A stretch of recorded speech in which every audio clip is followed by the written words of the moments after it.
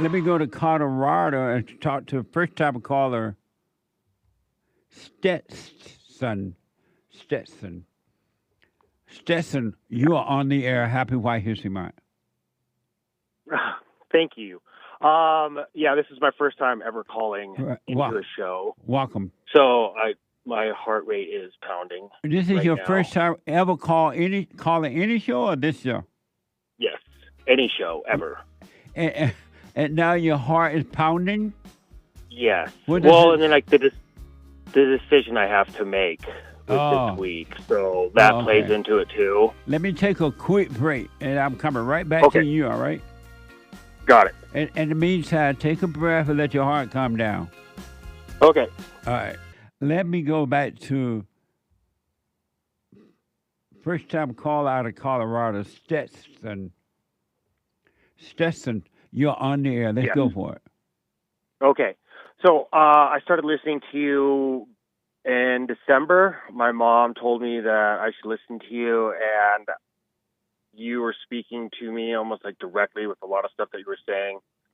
And it solidified a lot of stuff. I went and forgave my mother and my father for what has happened over my life and my resentment and anger towards them. I thought that was going to fix it, but it kind of didn't.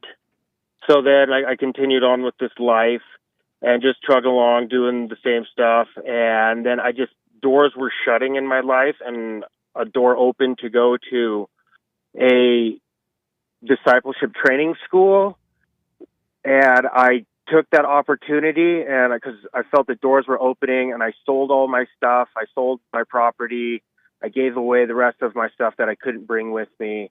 I was like, I am fully committed into this discipleship training because I felt this is what I needed in my life to go help spread the word and like what I was feeling.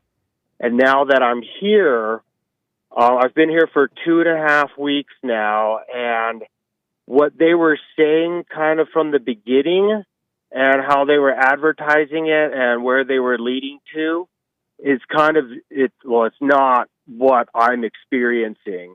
And a lot of the stuff that I follow in the Bible and what I feel new in the Old Testament and listening to different sermons, different preachers, listening to you, it's not aligning. One of the big ones that kind of like gave me the red flag was like the first week, this girl, the majority of them are between 17 to 22, and I'm 37. So there's like an age gap difference, a generation gap difference, which I fully expected coming here, but I just didn't know it was going to be that drastic because these are the 17, 18, 19, 20-year-old kids, but they're acting and behaving as if they're middle schoolers. And it just blew me away. And I'm just thinking to myself, like, okay, before you judge somebody, look at yourself. How are you? How are you then? Like, yes, I'm a sinner. I've repented. I've done dumb stuff. I get that. But these 18, 19-year-olds, they're acting like they're in middle school. And it just kind of like, it floored me for a bit. And they're all about having the presence of God and the Holy Spirit direct through them. And I'm like, I'm a believer in that. I believe that. But it needs to be guided in a way. And one of these girls, she said that she's like, oh, I was speaking in tongues for the first time, and everybody was all celebrating about it. And myself thought, like, we need to make sure that this is being guided in the right way because it could be a manipulation of it's not actually the Holy Spirit. But I don't know. I figured that they knew because they are here and they're working here. Well, then the following week, one of the big no-nos here is to not get into a relationship with anybody while you're here. Well, her and my roommate had sex within the first week, and everybody knew that it was going on, and then they were lying about it, and he was lying to me about what he was doing because he's like, oh, I'm sick. I'm like, oh, that's weird. Like, you can stay up late at night, but you miss chores, you miss workouts, and now you're affecting me because you're supposed to be my partner, and you're not here. Like, what? But everybody would say, like, well, he's 17 years old. It's like, I get that, but we're still here for this. And I am paying money, my own money, versus them. Their parents are paying for them. So this is just like a summer vacation for them, and it's not for me. Well, after they had sex, they got caught, and well, I actually caught them outside. I'm like, "What are you guys doing out here at 12:30 at night?" And they both said like, "Oh, we're just going on a spiritual walk." And I'm like, "Like, really? Are you kidding me?" Like, whatever. Like, I gotta go back to bed. I can't even go to sleep right now, and I can't sleep. Oh. I'm dropping weight. I have canker sores breaking out, and then all of a sudden, the next day, she's gone and he's gone. Well, come to find out, this girl was trying to conjure a demon in the school, and all the staff just left, and they're all dealing with that at the time. While I had this other meeting with another person, and this lady was saying she was supposed to be like a coach, guidance counselor. So I'm like, okay, well, this lady knows what she's talking about. And as she's talking to me, I'm like, I don't think she's like having me sign this written consent about like pay. I'm like, this is free. Like, why do I need to sign this? And she's like, well, I need hours to get my certification to charge people. And I'm thinking to myself, I'm not a guinea pig. I'm not your case study. And I opened up and I shared with her too much, too fast. And I regret doing that because then she used those words and spun them around and started like, gotta be like how I am not, since I had such a bad childhood growing up and I don't know the love of God, that I can't work with children, or like I'm not a good person for that. And versus what everybody has told me is how I do have a heart for God and I do love and appreciate children. And I think that they need to be protected the most. And I think that I would be a good example because I know what to see. And the little kids, they love being me. And like at my church that I served at, I worked in the kids department for 2.5 years. And I watched these kids grow up and they all adored me. So what she was saying wasn't registering. And then the whole speaking in tongues, and then all of a sudden she's trying to conjure a demon, but they wanted to let her stay. And like, oh, we believe in all forgiveness and everything. I'm like, okay, I agree with that to an extent, but this is kind of pushing the boundaries here. And like, there's no guidelines on anything. And then I went to like, they're like, oh, this is how you're going to do a Bible study. And I was like, okay, these people know what they're talking about. Well, I was yet again wrong because I go there and I realize that they don't know what they're talking about.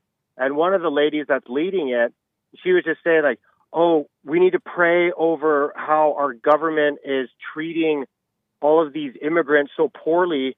And I'm looking at her like, what? Like, I can't pray that because I don't agree with you. But they're like, no, you need to pray this. And I'm like, okay, I guess maybe I'm wrong. And then last night, it was the same lady. I saw my first furry the other day, and I was just like, whoa, this is a weird situation. And then that topic came up, and then she was just saying how much that she loves transgenders. And I had to ask her, like, what do you mean by that? And she was just saying, I love transgenders. Like, they're still people of God. They can be loved. Jesus still loves them. And I said, what about the Bible saying, like, if you reject me and if you hate me, then I will hate you all, then I can't love you. What? And she told me, she said, you don't know their heart. You don't know that they hate God. I was like, they're being very open and defiant against him. And there are no... Let me do this because of time. So are you there right now? Are you still living there? Yes, I'm here. And then I talked to him yesterday. I said what was going on, what I'm telling you, and I told him, like, I kind of feel uncomfortable. I gave him till Friday to make a decision.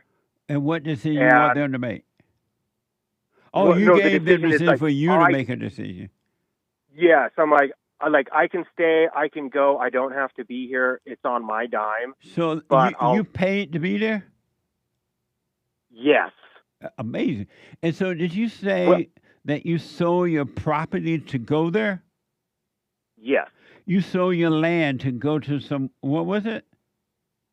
It's YWAM. It's a discipleship training school. And what is that exactly?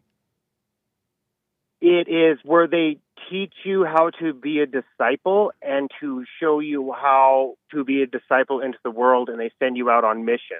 And so what is a disciple? A disciple is somebody who goes and spreads the word of Jesus to the people in the world. Why? Why do you need to be trained to do that? That's what I'm realizing right now. I'm like, why do I need to be trained at doing this? Because I'm here, and I'm like, why I came here to learn, and why does it feel as if I know more than you? I'm like, what are we doing here? And so you're like And an adult. You're 30 something, so as an adult, you were going to be trained to be a disciple, right? yes, And then the because I kids, didn't it know sounds what like to a do. lot of young people there. Are they being trained to be disciples too? Yes, Really? Are you, by so other young people. I'm sorry. By other young people. And so there are a group of older people there like you being trained, and then there are a group of young kids being trained by other young people. No, it's pretty much me. I'm the oldest one, and one of the oldest staff is 34. So why The did rest of you them are like 25, 26. really? And so, well, how could someone convince you to sell your land to go to something that dumb? Oh, no. So it's just like I needed to get out of the situation that I was in. You need And to like, get out of the land situation anyway? yes. Oh, I see. So you wanted So, and I out on wanted to that. move, and I wanted out of that. And like this door opened before any of that happened. So I was just like, okay, here I go. And now I'm just thinking, maybe this is just a stepping stone for where I'm going next. But they're saying like, you can just push through and get through this. I'm like, you guys are not aligned on some biblical stuff that I don't agree So with. what's your And I question feel for really me? is it going to be like, I guess I just need some advice. Like, should I leave and like not take it personal that I failed at this and I came here and I realized this wasn't for me, and I'm still gonna move on with my life, but should I, since I do feel uncomfortable, should I pull back and be like, I can't do this? Well, number one is you definitely shouldn't judge yourself for walking into darkness like that. Because going there doesn't make any sense at all. It was definitely a dumb mistake. Number two, it's up to you to stay or go, but I don't see why you want to stay, to be honest with you. The decision has already been made for you, and that there's nothing going on there that can help you. It was a mistake. And why can't you see in that mistake you need to get out of there? I just needed to hear it from, cause I've talked to other people about it and they said, it's okay if you leave.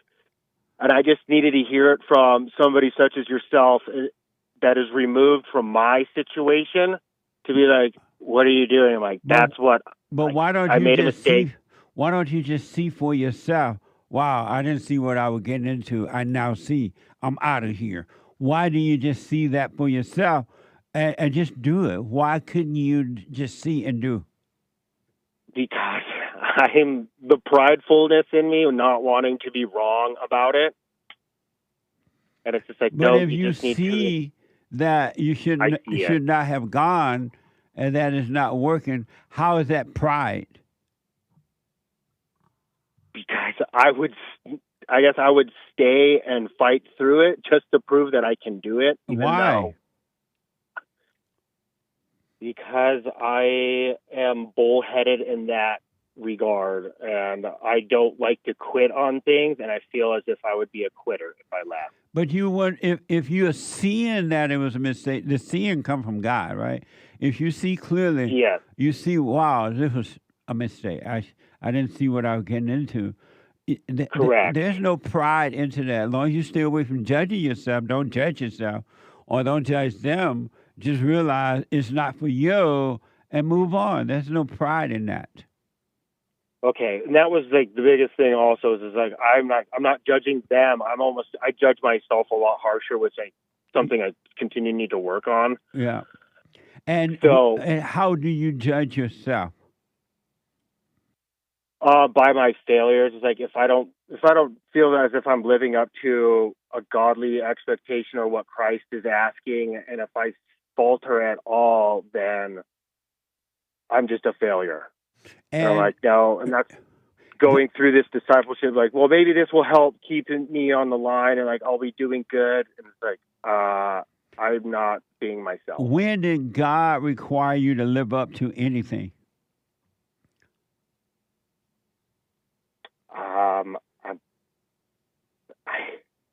I'm not really sure. I think I just put that on myself.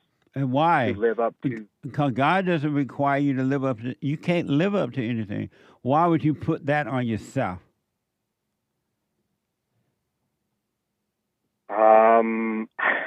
That's because I thought that's what I needed to do to be a righteous person and to be a godly person. But you've been doing that all your life, and you yet have not become a righteous person. Have you noticed that? Yes. It's like the harder I try, it's like the worse I fail. So in knowing that, why don't you stop trying? Because I feel like I need to work all the time, and it's hard for me to rest, even in my mental state. But you've already been, all your life, you've been trying to live up to this standard or that standard, and it's not working. What would happen if you stopped trying to live up to anything? That would be, I have no idea if I tried to do that. Why don't you try that, since the way you've been doing it all your life is not working? Why don't you try not living up to anything and just live? That's what I wanted to, oh yes, that's what I need to do, and I need to work on that. It's just like, it's hard for me to find rest in that, because I'm like, I feel like I need to do something. It's like, no, you don't. You just need to not try so hard. You need not to try at all. There's not one person on earth, not one anywhere in the earth, that have tried to live up to something and were able to do it. You can't live up to anything because there's nothing to live up to. You're not required to live up to anything. You are required to live. That's awesome. I needed to hear that. Christ came that you may have life. He didn't come that you may live up to life. He said you may have life. Just live and just be. Why don't you just be yourself? Just be. I guess that's one thing I don't know how to do. Okay, I understand. Live and just be. It's like, okay, how do you just live and just be? Okay. First, let me ask, and then I'll tell you how to just be. Who are you? Who am I? I'm a child of God in my mind. And that's about all I can really say. I mean, like, obviously, yes, I'm Stetson. I've done all these things, but those are meaningless at this point. And so you told me who you belong to. You say you belong to God. You told me your name. But who are you? Who am I? That is one thing I'm searching for. Like, who am I? Like, well, I'm this, I'm that. I mean, I can be anything I want to be. But you're none of those things that you have tried to be and wanted to be. No. So why would you try to be those things? It was the pressure from the world and the world telling me, like, this is what you need to be successful. This is what you need to be. This is what you need to be. The world and I became that, and it was just a lie. I was like, geez, well, this is a really hard pill to swallow. They lied to you. Your parents lied to you. And the world, yes. You don't need to be anything. You earn a living, have a little roof over your head, a piece of cornbread and some water, and living in a hut, and you'll be fine. But you don't know who you are, and that's the problem. You think you're this, you think you're that, you think you belong to God, and you got all these things going on. If you drop thinking, and the way that you become if you really want to know who you are, you got to see who you're not. You're not your thoughts. You're not your emotions, the good or the bad. You're not your body. You're not what you think you want. You're not your job. You're none of those things. You got to overcome those identities. And when you go through the hell of dying from those things, you will know you. When the false self disappear, the ego self, which is evil, the real you will appear. Right now, you're only aware of the false self, and you try to live up to something that's not even real. You can never live up to anything. Yes, and I just feel exactly because I'm putting a bunch of unneeded pressure on myself to live up to something that I can never live up to. That not only you, me, or no one in the world can live up to it. And that's why everyone is failing in life, because they've been taught wrong by their parents and the teachers and the experts and the preachers. Oh, you need to be this. You need to be a Christian. You need to be this. You need to be a professor. You need to get a degree. They have lied to you. Are you doing the silent prayer? Yes, I was doing it, and I'm still doing it, but it's more of me and God, and it's me just praying, being like, God, what am I doing right now? Give me guidance. Tell me what to do.